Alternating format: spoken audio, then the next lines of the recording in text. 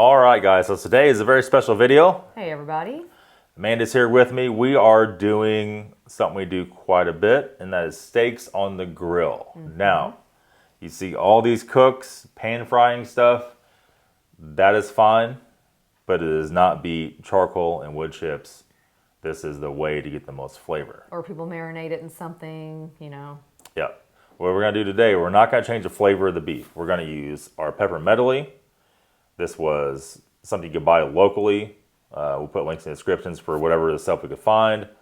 We have some sea salt. You could use sea salt, regular salt. You could use whatever you want, pink salt. We have a little bit of olive oil. The olive oil is going to be for the asparagus. If you notice, we have the German white asparagus.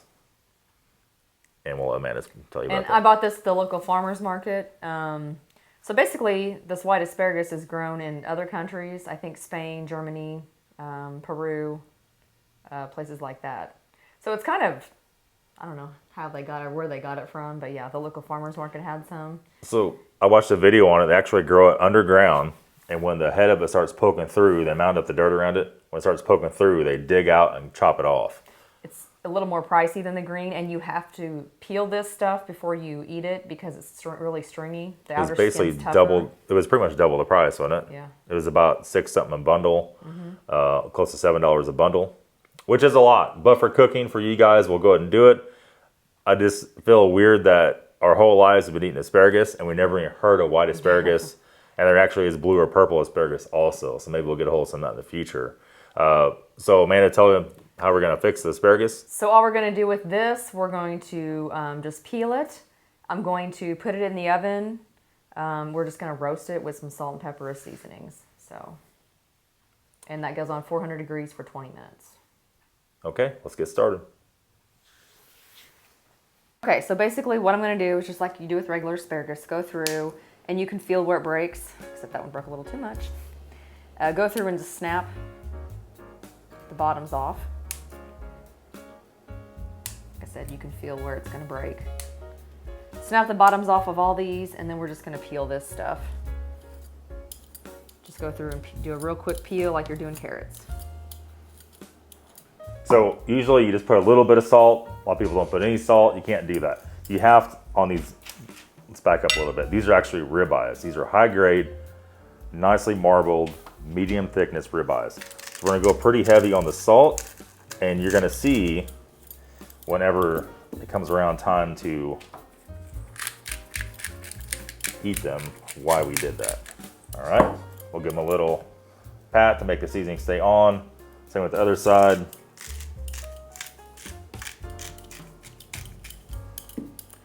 And then same way with this. No olive oil, no butter, nothing weird. And that's how we're gonna season our steaks. So we have our charcoal chimney. We use Kingsford, you use whatever you want. Kingsford seems like it gives you a little more longevity, especially for like pork or chicken. We're on Amanda's grill here.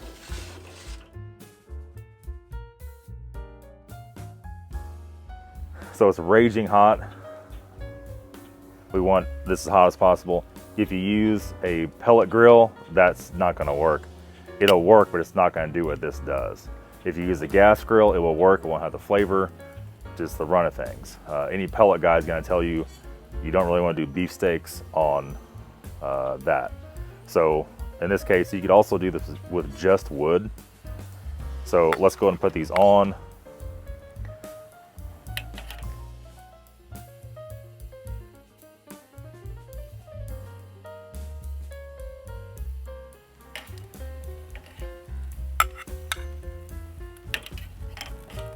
There we go. We're gonna set our plate down here. And then we're gonna get this out. And this is, we have cherry wood and we have mesquite. And we don't soak these because you could actually get it too smoky. I'll throw them right on top of the fire. Then our mesquite's going in. We're gonna put the lid on it. We want this wide open on the top. We're gonna try to get as hot as it possibly can. We're looking for about 5 minutes on each side at the very, very most.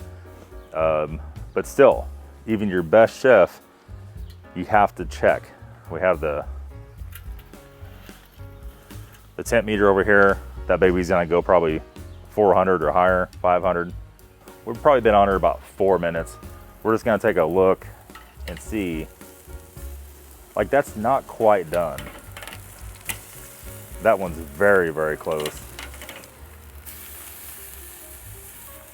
And you pretty much want to cook them the same on both sides, same amount of time. We'll give it just a little bit longer here, another minute or so. We'll be right back. All right, so let's go ahead and flip these bad boys.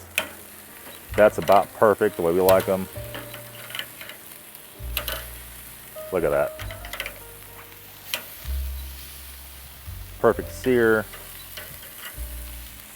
Put the lid back on, give them another, maybe, let's say 4 minutes. All right, so let's take a look. They're probably getting close. I always forget which side that is on.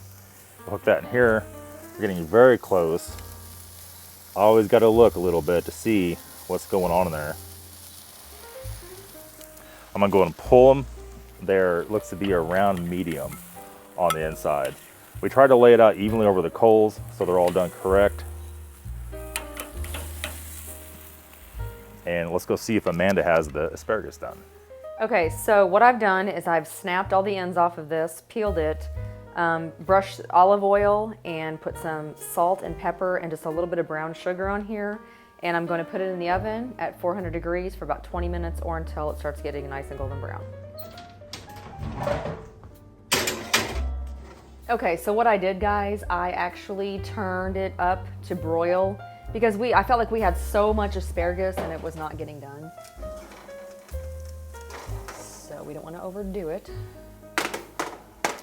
All right, so we're done. So the asparagus, tell them a little bit about. Okay, so I had it in there for maybe 15 minutes and I noticed we had a lot of it. It wasn't getting done, so I just put it on broil for a little bit. So that's that. So basically, we dusted it with a little bit of Parmesan cheese. Made a little bit of a white sauce.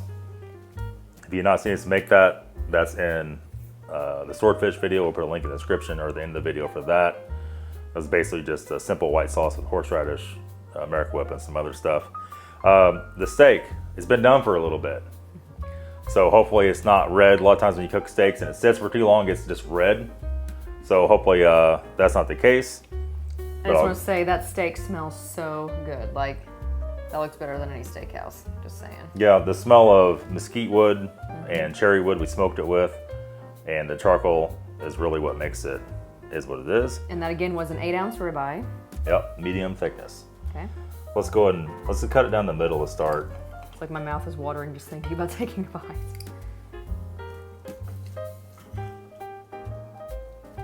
Amanda's knife is not what you would call sharp by any stretch. Pioneer woman here. So this is more medium well, and you gotta watch on charcoal there.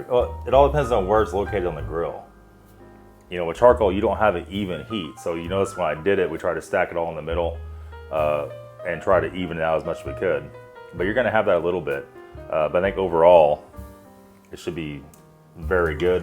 And that steak it's nice and juicy and very flavorful. I feel like you can use steak sauce, but you really don't have to have it. Right. And a lot of you guys are saying, oh, there's too much fat in there. Well, that's what you have to have. You can see it's just basically falling apart. I love the fat on steak. Go ahead.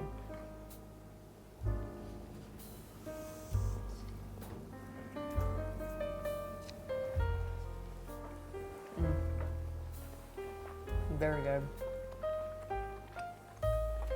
It's as tender as it could get for being what it is. It does melt in your mouth. Pretty good. Very, very nice. The biggest thing right now is I'm curious about this asparagus. Let's go in here. I'm just going to get a stalk or so of it. A minimal amount of stuff on it.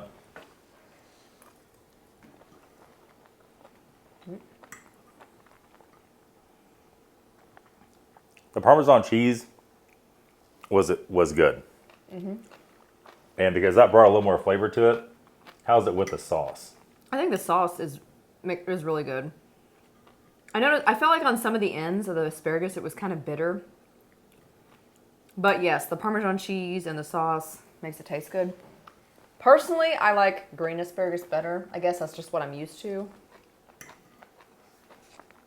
The sauce is key in this whole situation, I think. Along with many other things, even with the steak. We could use a little bit of that. The steak is the best steak. So, the key to doing the steak like this, we're not changing the flavor of the beef. A lot of guys, first thing you do is put garlic powder all over it. That's fine, but that's not the flavor of the beef. That's the flavor of garlic. Or if you're doing some kind of seasoning, if you're doing Old Bay, probably is one thing, and don't mess with it if you put it on before you cook it as a marinade. And you know, you could do this on the stovetop. Not everybody has access to the outside grill. I realize charcoal grill is not cheap to run because you got to buy charcoal, you got to buy wood chips, you got to buy a fire starter.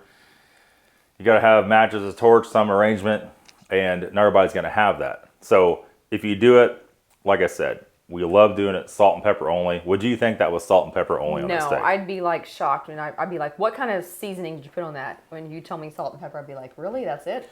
You just have to make sure to get enough salt on it. You kind of overdo it a little bit. You got to realize too, though, some of that comes off on the grill.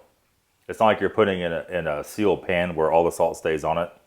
But that's actually what tenderizes the meat. And having the pepper melody instead of regular black pepper is definitely a huge thing. That's going to be it, guys, all for today's video. If you liked today's video, give it a thumbs up. Don't forget, we're posting at least 1, if not 2 cooking videos a week, and 1 or 2 MREs a week, and car videos, and this, and that. It's really busy. Thanks for watching. Have a good day. See you guys.